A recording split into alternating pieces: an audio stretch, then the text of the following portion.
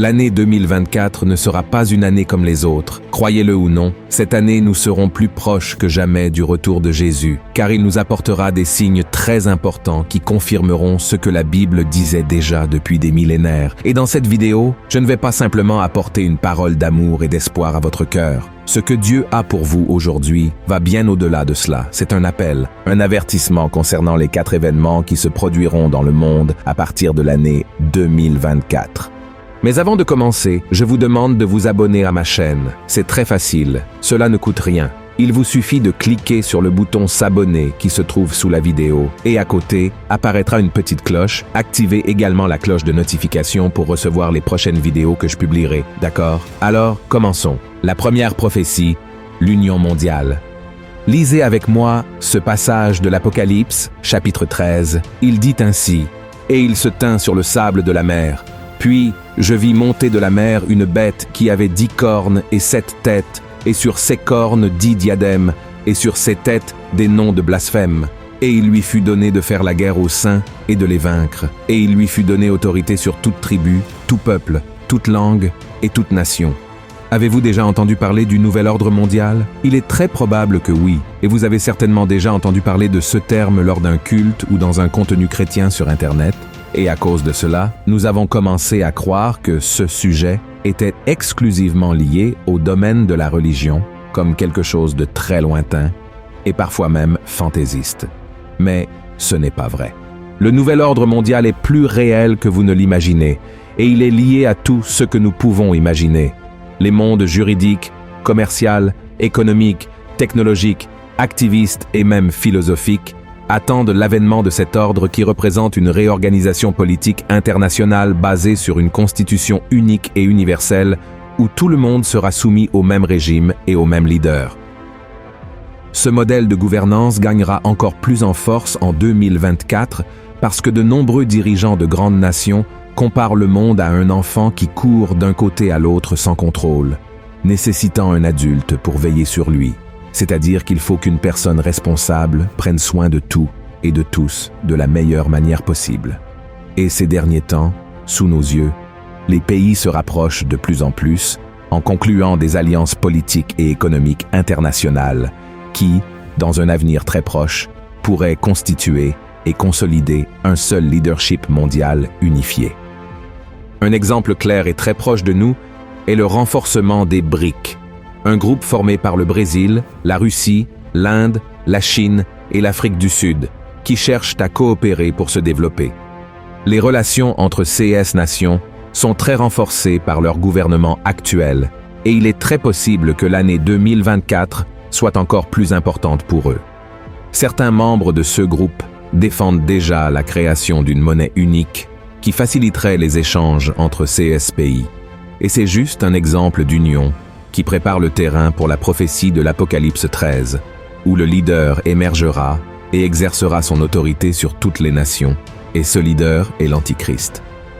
Alors, lorsque vous regardez à la télévision ou sur Internet que les pays se regroupent en prétendant vouloir se développer, rappelez-vous que ce n'est pas une coïncidence, mais plutôt la manifestation et l'accomplissement des prophéties écrites il y a des milliers d'années. Dieu ne veut pas que vous soyez trompés en 2024. Tout ce que vous entendez dire qu'il va se passer a une connexion. Aucun événement n'est isolé. Chaque guerre, chaque alliance et chaque désaccord font partie du plan prophétique du Seigneur. Vous pouvez être surpris par tout ce qui se passe et ce qui va arriver à partir de cette année. Mais Dieu n'est pas surpris. Tout suit le plan que le Seigneur a tracé un jour, et Jésus en a parlé lorsqu'il était sur terre. Donc, chaque fois que vous êtes confronté à un événement mondial en regardant les nouvelles, demandez-vous, comment cela est-il lié à ce que la Bible dit qu'il arrivera? Et alors, soyez attentifs. La deuxième prophétie, les avancées technologiques. Lisons un autre passage de l'Apocalypse 13 qui fait de grandes révélations sur ce sujet. Il est écrit ainsi: « Et elle fit que tous, petits et grands, riches et pauvres, libres et esclaves, reçussent une marque sur leur main droite ou sur leur front, et que personne ne put acheter ni vendre, sans avoir la marque, le nom de la bête ou le nombre de son nom. C'est ici la sagesse. Que celui qui a de l'intelligence calcule le nombre de la bête, car c'est un nombre d'hommes, et son nombre est 666. Et je ne sais pas si vous avez déjà pris le temps d'y penser, mais ce qui était inimaginable il y a 60 ans est devenu si courant aujourd'hui que nous ne pouvons pas imaginer nos vies sans ces choses. Et même si cette évolution rapide semblait impossible dans le passé, elle indique l'accomplissement des prophéties bibliques sur la fin des temps et le retour de Jésus. Parmi tant de technologies, l'une des plus avancées est le système qui surveille tout ce que nous faisons. Par exemple, ces derniers jours, j'utilisais une application qui relie mon téléphone à ma voiture et j'ai vu qu'elle avait suivi tous mes trajets au cours des dernières années.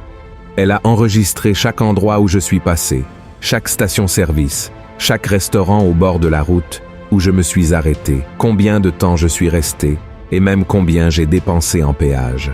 Et la même chose se produit avec nos transactions financières. Il existe un système technologique économique qui nous permet de payer des factures et de faire des achats sans avoir d'argent liquide en main. Il suffit d'une carte de crédit ou d'une application sur le téléphone pour payer ce que nous achetons. Aujourd'hui, l'une des plus grandes difficultés des supermarchés et autres types de commerce est d'avoir des pièces de monnaie et des billets de petite valeur dans leurs caisses pour rendre la monnaie, car personne ne porte plus d'argent liquide. Cela peut sembler anodin, mais cet exemple que je vous ai donné montre qu'il existe une infrastructure de pouvoir, de contrôle et de surveillance prête à ce qu'un leader mondial prenne le contrôle des finances de tous les habitants de la Terre. Et c'est exactement ce dont l'apôtre Jean parlait concernant la marque de la bête. Seuls ceux qu'elle autorisera pourront acheter et vendre. Comme je l'ai dit précédemment, tout cela s'aggravera, y compris avec l'émergence des monnaies numériques lancées par les gouvernements, qui pourraient offrir des avantages supposés à ceux qui préfèrent les utiliser plutôt que l'argent liquide, sous prétexte qu'elles simplifient les transactions et évitent les vols, par exemple. Le passage du traditionnel argent liquide ne concerne pas seulement l'efficacité ou les préoccupations de sécurité, c'est le reflet du mouvement que le monde est en train de faire vers l'union mondiale. Une monnaie numérique unifiée pourrait ouvrir la voie à ce leader annoncé pour avoir un contrôle sur le commerce mondial. Et à mesure que ce changement se poursuit, les pièces du puzzle des prophéties de la fin des temps s'emboîtent de plus en plus. Avant d'aborder la troisième prophétie, il y a un autre point très important dans l'avancée technologique qui indique l'arrivée de l'Antichrist, les intelligences artificielles. De nos jours, elles semblent inoffensives et nous aident dans de nombreux aspects de notre vie quotidienne. La science prévoit déjà de créer des super-intelligences artificielles pour dominer le monde et même mener les guerres. Et ce n'est pas moi qui affirme cela, mais des chercheurs de l'Institut pour le futur de l'humanité, affiliés à l'Université d'Oxford, au Royaume-Uni. Un autre avertissement important que ces chercheurs émettent est que cette superintelligence serait capable de créer d'autres machines ou systèmes sans l'aide de l'homme, y compris en apportant des améliorations à elle-même, ce qui signifie que nous n'aurions plus aucun contrôle sur elle. Pour que cette catastrophe se produise, cette superintelligence artificielle devrait être développée par quelqu'un de très puissant, ayant un seul objectif en tête, dominer le monde à tout prix, l'Antichrist, évidemment. Vous pourriez penser qu'il s'agit simplement de sensationnalisme, que cette vidéo a été publiée uniquement pour semer la peur parmi les gens, mais c'est très sérieux, mes frères et sœurs. Satan est bien plus sage que l'homme, et il peut effectivement amener la communauté scientifique à développer ces technologies dans un avenir beaucoup plus proche qu'on ne pourrait l'imaginer. Ne doutez pas de son pouvoir. Nous savons que l'ennemi n'agit que par la permission de Dieu, mais la Bible elle-même nous montre que ce monde gît dans le malin et que le diable est le prince de cet endroit. La troisième prophétie, l'apostasie, c'est-à-dire l'abandon de la foi. Dans sa deuxième lettre aux frères de l'église de Thessalonique, l'apôtre Paul a lancé une mise en garde très importante sous forme de prophétie.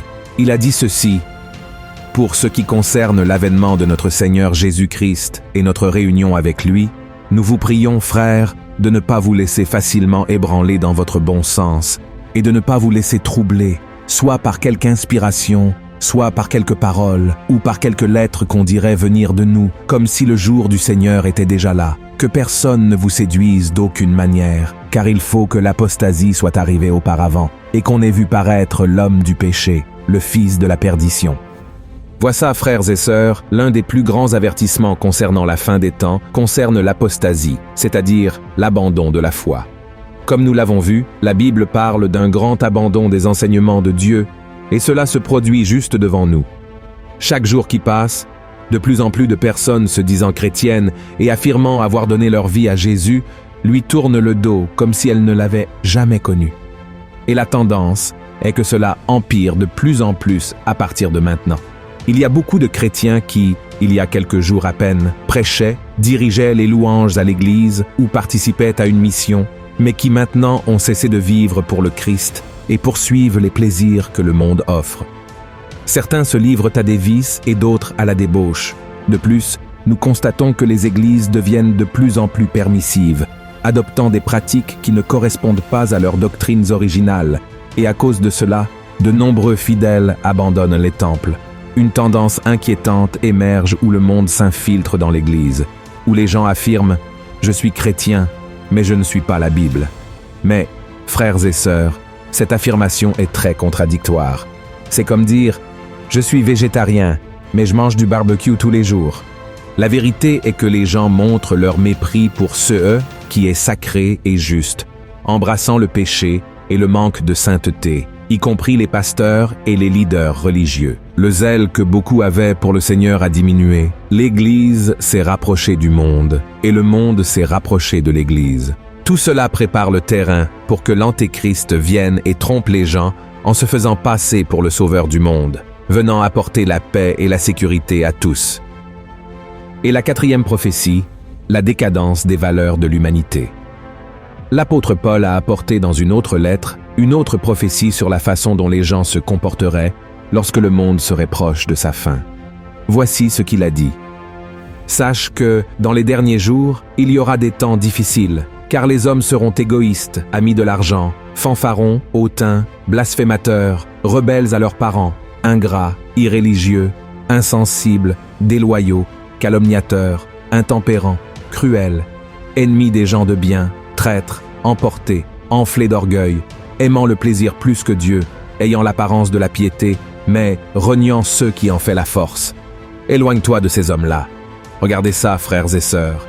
Le refroidissement de l'amour chez les gens se produit de plus en plus rapidement. Mais cela ne concerne pas seulement l'abandon de la foi en Jésus-Christ, mais aussi le changement de comportement des gens de manière générale.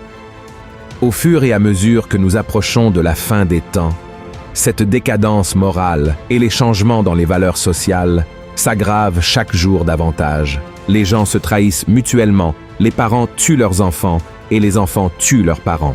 Les dirigeants deviennent chaque jour plus corrompus et traitent la vie humaine comme si elle ne valait rien, simplement pour devenir plus riches et plus puissants. L'égoïsme est également de plus en plus fort, car les gens ne se préoccupent que de leurs propres besoins et désirs. Nous voyons cela de diverses manières, avec des mariages dépourvus de tout compagnonnage, où le mari et la femme ne pensent qu'à eux-mêmes. Même les dirigeants religieux veulent attirer plus d'attention sur eux-mêmes que sur la parole qu'ils devraient prêcher. En cette année 2024, nous devons intensifier notre relation avec Dieu afin que notre moi ne cherche pas à prendre la place dans nos vies qui appartient au Seigneur. Réfléchissez aux péchés que vous pourriez cacher à votre conjoint, à votre famille ou à vos frères et sœurs en Christ, et abandonnez-les dès que possible. Aucun de nous ne peut mener une double vie sans conséquence. Frères et sœurs, le péché est cruel, il promet la liberté, mais finit par asservir. Alors que les jours avancent, la nécessité pour les gens de rester vigilants augmente considérablement. Comme je l'ai expliqué dans cette vidéo, l'union mondiale, les progrès technologiques, le refroidissement de la foi et la perte des valeurs chrétiennes sont des avertissements pour nous tous, montrant que la fin est proche et que Jésus viendra très bientôt pour chercher ceux qui l'ont suivi et condamner ceux qui ont ignoré ses commandements et ont préféré vivre dans le péché. Je crois que Dieu ne t'a pas envoyé cette parole aujourd'hui pour que tu aies peur et que tu paniques devant ce qui est à venir, mais plutôt pour que tu adoptes une position ferme face aux choses qui se passent déjà. D'accord? Si vous avez aimé ce message, partagez-le avec vos amis et votre famille, et je vous attends dans la prochaine vidéo. Que Dieu vous bénisse puissamment. Un grand câlin.